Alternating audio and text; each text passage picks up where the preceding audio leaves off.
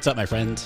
Rick Mulberty here. Welcome to the Art of Online Business podcast. Thanks so much for hanging out with me today. I have a different episode for you today. Normally, today is a Friday quick tip episode, but I wanted to do something a little bit different here because about 2 weeks ago from when this episode comes out, we just wrapped up one of our live Accelerator Coaching retreats. And it took place here in San Diego on Thursday and Friday, October 13th and 14th. So we finished up on Friday night. And over the next few days, so that Saturday, Sunday, and Monday, I started getting messages, started seeing messages from the accelerators who attended the retreat. And they were saying things like, "Hey, Rick, hope your trip back home went as well as possible. Just wanted to say thanks again for an awesome 2 days. I feel so aligned with my next steps in life. Thank you." Another person said, "Oh my God, guys, I'm so grateful to have met you all this past couple days." So a lot of people are meeting for the first time in person.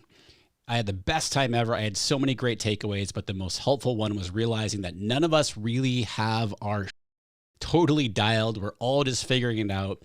I feel so much less alone. Thanks for being so awesome." Another person said, "Monday morning here in the UK and my body can't even do jet lag because I'm buzzing with ideas. I enjoyed spending time with all you immensely. The two retreats I've spent with you have absolutely been highlights of 2022. Can't wait for the next one." Another person said, "I had the best time. You're also incredibly amazing. Worth the 10-hour flight, jet lag, and frizzy hair. Thank you, humidity." Another person said, "I miss you guys already." Then they listed out some takeaways from the retreat. And they said, "Oh yeah, I'm not alone in my journey. That was so liberating." And these messages continued all weekend long and then into Monday. And I started seeing these messages while I was in New Hampshire visiting my mom. And I was really inspired by all these messages. And they really lit me up because I finished the retreat around, 5 o'clock on that Friday. And literally the next day, the next afternoon, I hopped a flight back to New Hampshire to see my mom. And my mom's been really, really sick for a while now. And it's at a point now where I honestly don't know how many more times I'm going to see her. So that trip was very last minute. I had booked the flight earlier in the week, actually. And so I knew it was going to be a lot, because when I do retreats, I go all in. I give everything I've got, and I'm an introvert. And so by the time I'm done with the retreat, I normally am super drained, and it takes me a while. I just want to sit in a dark room for a while. But after this retreat, I was super energized. And again, I was so inspired by what everybody was saying about this retreat.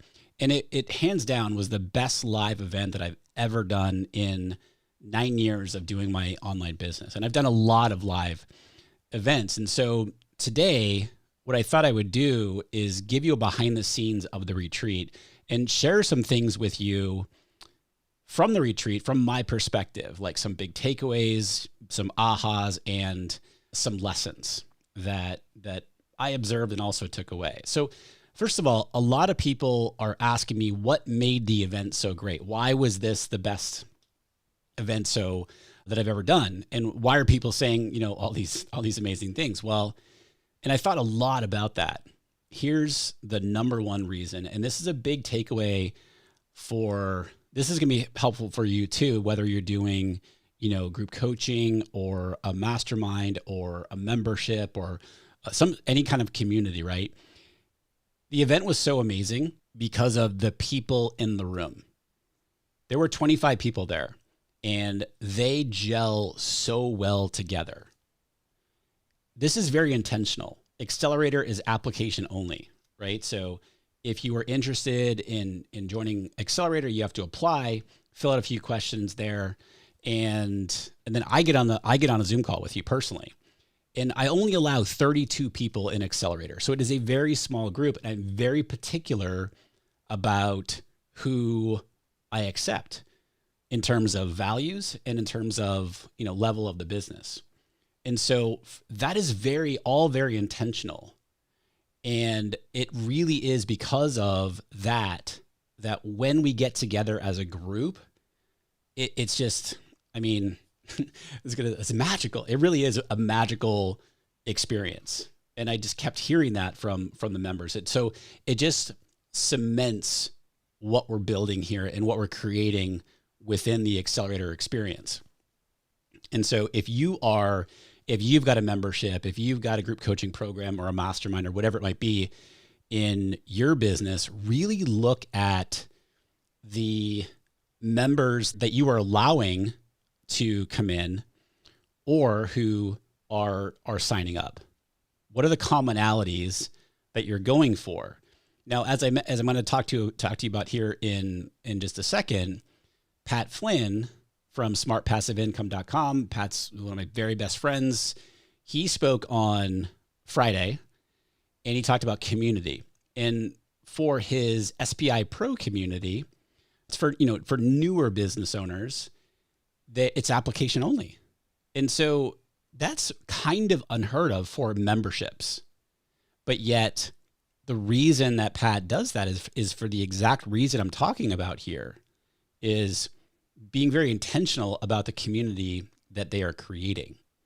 And so hands down, that's what I think was the reason that this was the best event I've ever done, is because the group just gels so well together. They're so supportive of one another, et cetera. And so let's go to the first morning of the retreat. I always like to kick things off with a kind of a State of the Union teaching session where I talk about what's working now with online business and then also what is coming up. And I do this whether it's at, the beginning of the year or middle of the year or what have you. And the presentation that I delivered was called Simplified Scaling in 2023 and Beyond, How the Online Landscape is changing. Because it is changing, my friend. It has been changing. And as I was preparing for this presentation, I was doing some research. I wanted to get some data. And a big aha that I had as I was preparing this presentation, in terms of numbers anyway, was the number of new business statistics, okay, from 2022, from this year, show that over 2.5 million new business applications were filed in the first 6 months of 2022. That is up 44% during the same time in 2020, so just 2 years ago. 44% more new business applications in 2022, in the first half of 2022, than in the same time period of 2020. And I shared this with the group, and what I was trying to really cement home here with these stats is, if you are not iterating what you were doing 2 years ago, what you were doing last year, then you've got a disconnect. And I did a quick tip episode recently here on the show where I talked all about this, because, just a side note here, and I also talked about it during my presentation, was that 2020 and 2021, that was a gold rush for so many online businesses. And I mean, you could just create something, put it up, and you'd sell a lot of it. It was very easy going for so many online businesses. It is not the same anymore. Things have, so much has shifted, right? And I talked more about it in that episode. And so the point here I was making, and the point I want to drive home for you, is if you're not iterating what you were doing in your business, there's a disconnect, and your customers will go find someone else who is iterating and who is on top of the changing landscape. So with that said, how do you simplify things in your business while also differentiate yourself from the flood of people coming into the online space with online businesses?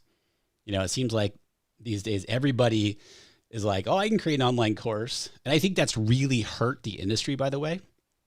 And I mean, that's a whole other topic, but my point here for you and in my presentation there is that there is a whole bunch of new people in the online space, and it's not slowing down, creating businesses and so forth. And so how do we differentiate? How do we simplify so that we are iterating and attracting new people to our business and serving our existing members and students and customers at the highest level possible. And in this presentation, I talked a lot about leverage in terms of your time as the CEO, meaning, are you prioritizing the things that you do in your business in terms of leverage, right? Like the highest leverage activities that you can do as a CEO, are you looking at doing those first and foremost in your day, during the week, et cetera? So for example, doing this podcast episode, it's a very high leverage activity, right? And because I create this episode for you and I get, tens of thousands of people listening to it. And so that's high leverage. This is just a simple example, right? And then there's leverage in terms of content and what we can do with it, which I'll talk about here in a minute. But leverage in terms of your time, in terms of your team's priorities, in terms of fulfillment with whatever it is that you're selling, in terms of your marketing, your offers, et cetera. So that was really that first part of the day. I talked a lot about like optimizing your offer. We talked a lot. This was probably a big aha for a lot of the members, where we talked about leverage in terms of content marketing, organic marketing, starting with, and this is nothing new. Again, this is nothing new, but taking a core piece of content that you're creating. So for example, this podcast, whether you're listening to it right now on whatever app that you're listening on or watching it on YouTube, it's creating that core piece of content. And then you can create multiple pieces of content from that core piece. And I broke it down step by step. I broke down a content repurposing plan with everybody there. And what I said to them, and I think this is a big aha for them, very few people outside of like, quote unquote, the big names, if you will, very few people are getting this right and doing it in a scalable way. Meaning, okay, we've got one piece of pillar content. Now, how can I create a blog post out of this? How can I create 5 TikTok videos out of this? How can I create 5 YouTube shorts or 5 Instagram reels or emails from this or whatever? That's very, very possible, but so few people are actually doing this in an efficient and effective and a scalable way. I could list off, a whole bunch of quote unquote big names who are doing it really, really well, but they have, big resources, big teams. This is possible for, without a ton of financial resources. And so I think that was a big takeaway. Like you have such an amazing opportunity, talk about differentiating yourself. This is huge. This is a huge way to differentiate yourself. Because we have to remember too, when it comes to organic marketing, the customer journey is not as linear as it used to be. It used to be like, okay, step 1, they go here, then they move right to step 2, and then they move right to step 3, and so on. Well, now people need lots of touch points before making a decision. They might hear a podcast, right? Then they might go Google you, and they might read, I don't know, they might go to your website, and then they might see an ad on Instagram, or then they might come over to TikTok and they might start consuming some of your content. There's all kinds of different ways. Consuming content across multiple platforms is something that so many people are doing before they make any kind of decision. So it's our opportunity as online businesses to meet them where they are. And again, like most people are not leveraging their content yet consumer behavior is telling us otherwise to do this. And again, we have the opportunity for really leverage content marketing with our organic content that we're creating, like this podcast episode, for example, to be more effective than sometimes paid ads, right? In terms of reach and effectiveness and exposure versus, a CPM that we would pay for the same amount of exposure with our ads. And again, not a lot of people are doing it really well. You want a business idea? Do that. I'm serious. I said this to the group. I said, you want a side business idea? Create this type of agency and do it really, really well. And I don't know anybody doing this really, really well right now. And anyway, there's a business idea for you. And so then we had a break. So moving on to the later part of the morning, after a break, we heard from Erica McCauley. Erica has been on the podcast here before. She's my OBM. And she talked about hiring and interviewing best practices and what top candidates want from you as a business owner. Like, this is invaluable intel, basically. It's almost like insider information that what candidates want from you when you're putting together a job description, when you're doing the hiring process, when you're doing the interviewing, et cetera. And, a big lesson here, and this wasn't new because I see this all the time, but I want to share it with you because I think it might help you feel better about what's actually going on, is that when it comes to hiring, well, these challenges exist. Like, the challenges that come with hiring, like doing a really good job with hiring, they exist, my friend, whether you're doing $300,000 a year or $3 million a year. I see it all the time.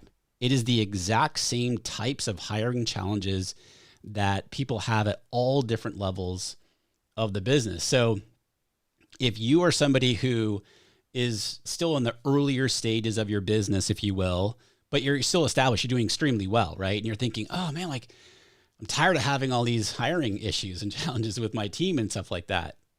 My friend, you are not alone. And it is not just you. It is universal. I see it all the time. I go through it. I've been through it. I still go through it. And it's also extremely common with, multiple seven-figure businesses. It's a very common thing. So you're not alone, my friend. You're not alone.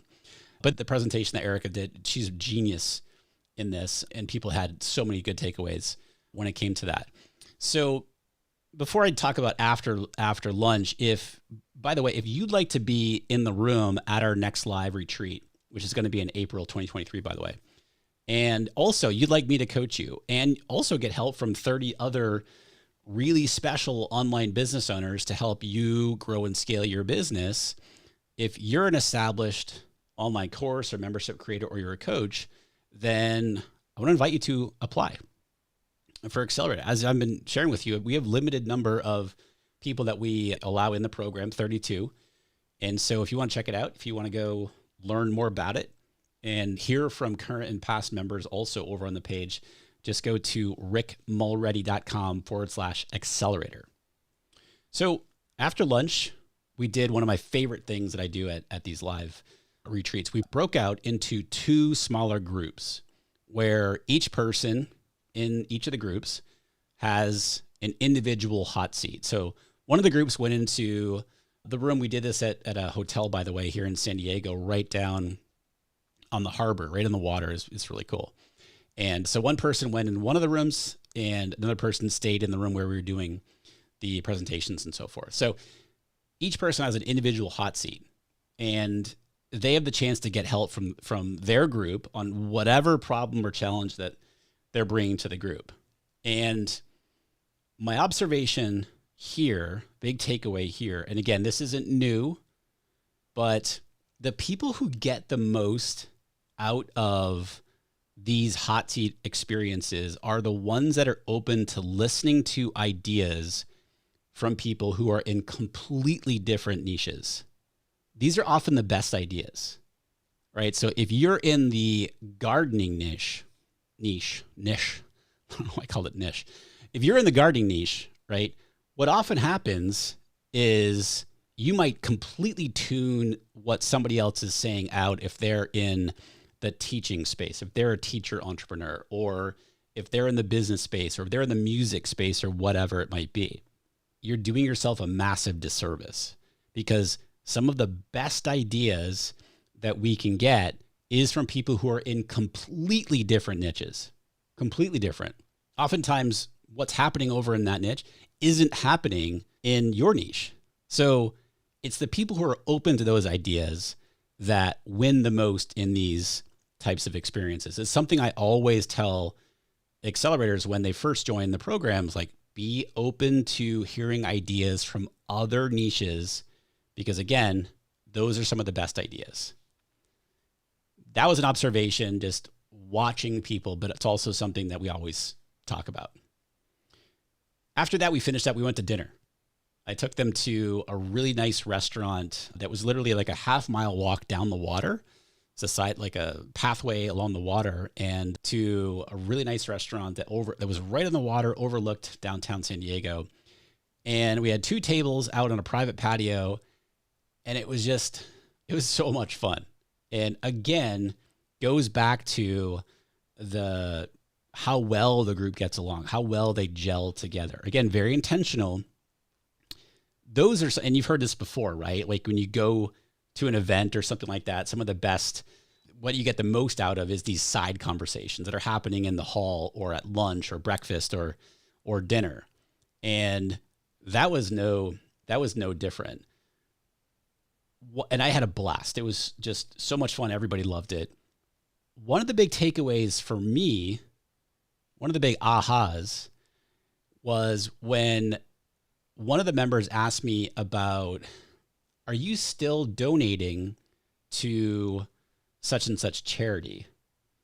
And I was like, oh yeah, for every one of you who join Accelerator, we make a donation to, a charity like the Trevor Project or Feeding America or To Write Love in Her Arms. And they were like, oh, that's awesome. Like, that's amazing. I didn't know that. And I said, yeah, we've actually been doing it for 2 years now.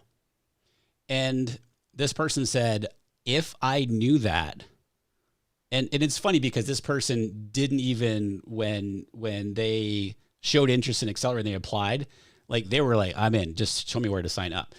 But this person said, I would have signed up even quicker if I knew that. And so a big aha and takeaway for me is that, because I don't really talk about, hey, we're donating to this charity, I just feel like it's, kind of posturing, but yet people want to hear this. And again, we've been doing it for 2 years. Every new person who comes into Accelerator, we make a donation on their behalf to one of the charities that I just mentioned. And we have like 5. And so I told them, I said, one thing we're changing is that we are now going to allow people, when people join Accelerator, to pick the charity. And then we'll make a donation on their behalf to whatever that charity is. And so the next morning, before we kind of got going, we have a new Accelerator page coming out very soon, if it's not up right now. And at the bottom, we actually put on that page we said something like spreading the love. And then we talked about what we do with, donations and so forth. We put some of the logos of some of the charities there. So anyway, I just shared this because it's an aha for me to not be afraid to share the fact that there's a charitable part of Accelerator when people join. So that was a big aha for me. Not be afraid. Don't be afraid to, I'm not posturing or anything like that. This is part of our values, very much part of our values, and scream it from the rooftops. All right. So that was day 1. That was all day 1. Then day 2, we had even more amazing speakers. The first speaker that we had was Neil Williams, who has been on the podcast here a lot. She's one of our coaches in Accelerator. She's a master life coach, and she specializes in business mindset and productivity. And she talked about becoming an extraordinary CEO through self-trust, discipline, and accountability. And this is really, Neil and I have talked a lot about this, because not too long ago, I'll say, I used to run, whenever I had an idea where I was thinking about doing something, I would run that idea past 5 different people, and before actually taking any kind of action, because I didn't trust myself. I needed to get their opinion. And that was a huge mistake, because if all 5 people had different things to say, and it messed me up even more, right? Because I'm listening to 5 different people and each person had something different. I'm like, oh, wait, where do I go from here? And it was all because I didn't trust myself. And I see this a lot. And Neil took the group through different exercises to help build that self-trust, that discipline and accountability with yourself. And a lot of the coaching that I do in Accelerator is being a sounding board, if you will, and listening as the person is talking out something. And so often they work things out themselves as they're talking. And then they'll say, oh, all right, I know what I'm going to do now. I guess I just wanted permission to move forward. And my friend, you don't need anybody's permission. So if you do what I used to do, and if you do what a lot of what I see our members do, where they have an idea and then they look to other people to kind of like, what do you think about this? What do you think about this? My friend, just trust yourself.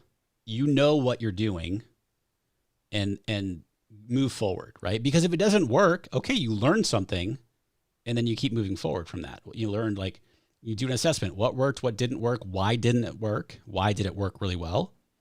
And you keep moving forward. And this is really where the self-trust and discipline comes in. So after another break, then it was Pat Flynn. How to incorporate community into your business model. And I got to say, Pat's presentation absolutely blew their mind, because he gave a behind the scenes of how he runs his communities in his business. And as Pat was talking, and I actually spent a lot of time, it was funny because the whole idea was for Pat to start talking, and then for he and I to have a conversation at the front where I was asking him some questions. Well, I sit at the front and it never got to that point because Pat was just off and running and everybody was asking questions, and it was just amazing. As I watched people listen to Pat, everybody was glued to everything that he was saying and showing on the screen, because he was showing inside his communities and so forth. Pat has very low churn rates in his memberships. And that is all because of the focus and attention that he and his team put into their members and their member experience. So for me, I had two big takeaways from Pat's presentation. Number one, I mean, this is actually not one of the two. Pat's a brilliant speaker, presenter. He's very engaging. And I always learn from amazing speakers, because I always feel like I can, always be a better speaker too. So the two big takeaways outside of that is, number one, Pat and his team do a great job of leveraging the team. So using the team to ensure a top quality, best in class experience for their members from the time somebody becomes a member. How he uses the team, and the team is deployed, if you will, at different areas of the membership was a huge takeaway. And I learned a lot from that. I mean, Pat and I fish, we go bass fishing all the time, and we're always talking about stuff. So, but that was a big takeaway during that. The other one was Circle. You've likely heard of Circle, circle.so. It's a community platform. It's going to be funny because I'm going to make an announcement. I don't know if you know, as of right now, as I'm recording this, I haven't announced this to our accelerators, but I will announce it before this episode comes out. We're going to be moving the Accelerator community, the group, out of Facebook into Circle. And I think this is going to open up. This is something I've been wanting to do for a while, because Facebook's great, right? Because, it's everybody's there and it's very easy to access and all this other stuff. But again, I hate building a community. I hate building something on rented space, right? Facebook decides like, oh, I want to change that. There goes the whole community. You know what I mean? That's a huge thing. The other thing is, like, the organization is I think very challenging. And so we're going to do it upright. We're going to change it. And I have mentioned to a couple people that I've been on calls with, and they're like, oh, thank you for doing that. It's so awesome. So anyway, we're moving to Circle. I'm very impressed with Circle, but it does come down to how simply you set up the members area. Because I have another course. It's a YouTube course that they use Circle, and oh my gosh, I go in there and like my eyes glaze over because there's so much stuff and it is so difficult to navigate. So that's a big lesson there. But anyway, those are my lessons from Pat's presentation. All right, we're in the home stretch here. After lunch, day 2, my good friend Jude Charles talked. He came in from Florida to speak. I brought him in, and he talked about changing the story that's in your head, how to lead with dramatic clarity. And it was a presentation, but also very much a workshop that he took everybody through. And if the name Jude Charles sounds familiar, by the way, that's because he's been on the podcast here twice, episodes 602 and 603. And I also have another episode coming up with Jude about burnout, which is a great conversation. And my big aha while watching Jude is just watching how he presents. I mean, he is a master storyteller. By the way, storytelling was what we talked about on episodes 602 and 603. And he just sucks you into what he's presenting. And it's so good. He was like, again, I was looking around the room and just watching people listen to his stories and how the stories relate to what he's teaching, which is a huge lesson there. And I can always improve my presentations and tell better stories. And Jude is awesome. And I always learn a lot from him. So that's kind of my big takeaway from that. And also he just delivers an amazing workshop. We then finished off the retreat with 2 exercises. And this is going to be a huge aha, hopefully, for you. And the 2 exercises, number 1 is, what is one thing, I asked the group, what is one thing that's working for each one of you right now in your business? Doesn't matter what it was, marketing, sales, team, operations, whatever. And then the other one is we finished off with, okay, what's one thing they're going to implement in the following week based on your experience at the retreat? Because I think that's really important. If you are doing any kind of live event, I think it's really important to do that exercise right there as far as what they're going to implement at the end. Because, we do these live events and so forth, or as an attendee, and we've taken 17 pages of notes, right? And our head is spinning and we're all energized. And then, we get back to home or wherever it is that we work, we open up our laptop and it's like, where do I even start? You like freeze because you have 8,000 ideas and takeaways from the event. And so I like to have people focus on one thing. What is one action that you're going to take? That's what I asked them. What's one action you're going to take next week? What are you going to implement? And so I'm going to share a couple of those things from what people said here in just a second. But I want to go back to when I asked them, what is one thing that's working for you right now in your business? And again, it can be anything. Here's the big aha. Here's the big lesson. Here's the big takeaway. Again, this isn't new because I talk about this a lot here in the podcast. It was just further proof of what I'm always trying to share with you. And that is, of all 25 responses from people about what's working right now in their business, the observation with this exercise is that not one of them shared some secret, advanced, cutting edge funnel or strategy or tactic. My friend, every single thing that everybody shared centered on tried and true foundational business strategy. That's all it was. Tried and true, basic stuff. It's been around forever. For example, if somebody was selling a high ticket coaching program, they would see a huge spike in sales when they had direct conversations with people over DM or getting on Zoom with them. This is simply a human connection and taking the time to answer people's individual questions to see if your program is a good fit for them. And we've been doing this forever, for years and years and years. And I'm not making light of this example here. I'm just pointing out that this is not cutting edge. Everybody's always looking for the most cutting edge thing, right? And just a real quick story. I recently heard that there were a few people who were not interested, who discounted Accelerator because I wasn't currently selling a course or selling a membership, right? That I'm only doing this one offer. And I find, when I heard that, I was like, I just found that to be so funny. You have to remember, my friend, again, I'm always talking about this. What worked it's the basic foundational things that allow you to have a successful business.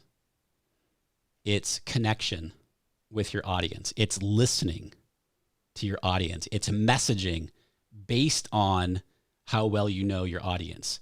It's reverse engineering an amazing experience that one of your members is having. Why is that happening? How did they join? How did they figure out? How did they find out about your business? How did they find your podcast? How did they find your YouTube channel? How long were they on your email list? None of that's cutting edge. That's just basic stuff, right? It's about simplicity. It's leverage. These are all things. And I think it's incredibly, and I'm going to do an episode here, by the way, coming up in a couple of weeks about what to look for in a coach. And this is going to sound super weird. Like, I hate talking, like, I've sold millions of dollars worth of courses. I've had 2 memberships over the years, group coaching programs, mastermind, right? You name it. I do revenue share partnership deals right now in the business.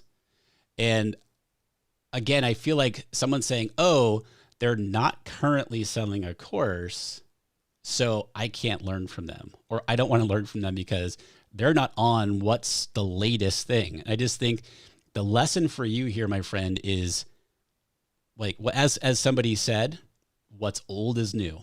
One of the members said that. One of the accelerators said, what's old is new. My friend, you don't need shiny objects and some fancy complexity, some super advanced, complex funnel to help a ton of people in your business and have an amazing business that's very successful, depending on whatever success means to you, right? Another example, if like someone was seeing a big reduction in churn in their membership, they were like, yeah, we've improved our onboarding experience. Nothing cutting edge about that, my friends. It's about focusing on creating the best experience possible for new customers. Are there different ways to do that? Of course. But it's not like something nobody's ever done before, right? If somebody was seeing improved performance from their team, and it was because they were taking the time to give context to team members and ownership to different team members, right? Here again, nothing new. Sometimes we just need coaching on how to be a better leader and a CEO. And again, everything that people mentioned that they're doing is through the lens of their values. That's how we roll in Accelerator. So again, I just want to reiterate to you, what's old is new, my friend. You don't need some fancy funnel or some complex thing or chasing shiny objects in order to be uber successful in your business. And so that's a big takeaway that, again, it's not new. I don't mean that it's not new, right? And so hopefully that helps from the perspective of maybe takes the pressure off that you have to have some fancy complex thing, or you got to be funnel stacking or whatever, all this stuff, Sure, you could be doing that stuff. Of course, it all works. It all works. That's the thing. But it comes down to the basics. Connecting, understanding your target audience. How can you serve them best? It's about simplicity. It's about connection. It's about messaging. It's about leverage. It's about having a marketing system, a sales system, a fulfillment system, operation system in your business, which I talk about here in the podcast a lot. And what can help you save time, shameless plug here, what can help you save time, money, and energy, right, in growing and scaling your business more quickly is having a coach who has been there, whether they're doing it currently right now, that specific thing that you're doing right now, or has done it in the past, who could be a sounding board for you, who can steer you around the pitfalls, and also to surround yourself with other inspiring and amazingly helpful online business owners who are also up to big things in their business. And that's what we do in Accelerator. So I want to finish, I'll just rickmulready.com/accelerator if you want to learn more about the program and apply. And I want to finish off with when I asked them what's one thing they're going to implement in the following week based on their experience at the retreat. And they all, shared their thing. I had so many people sharing that they'd already taken action about what, like conversations that they had, or from their hot seat in the small group breakouts or what have you. Like one person I talked about, and I'm going to talk about this more on a podcast episode coming up here, but one person said, yeah, I already reached out to this podcast and asked them if I could be a sponsor of their show for a couple of episodes. And they were like, I already booked it. I already paid. It's happening like next week. And like, I love it. It's action taking, right? Another person posted, like this was after the retreat. They posted, I booked a flight for the holidays to go overseas. They switched their podcast hosting provider. And I also talked a lot about, talking about leverage, dynamic ad insertion, meaning I can dynamically put an ad in to at the beginning of a podcast or at the end of a podcast, and I can put it on all of my entire back catalog of episodes. And I can do it for 3 episodes. I can do it for every episode. I can change them out. There are some podcast platforms that allow you to do this, but it's really expensive. And there's others like Buzzsprout, for example. And I'm not an advisor or anything like that. I just started using them and it's super cheap and they're great. They're really simple. And so anyway, this person was like, yeah, I switched over today. Doing that ended, previous relationships, started new relationships with service providers. And, and they said, I'm working on truly identifying what I want to do for the next 5 years versus taking all the opportunities that do come my way. Another person was talking about the clarity that they now have.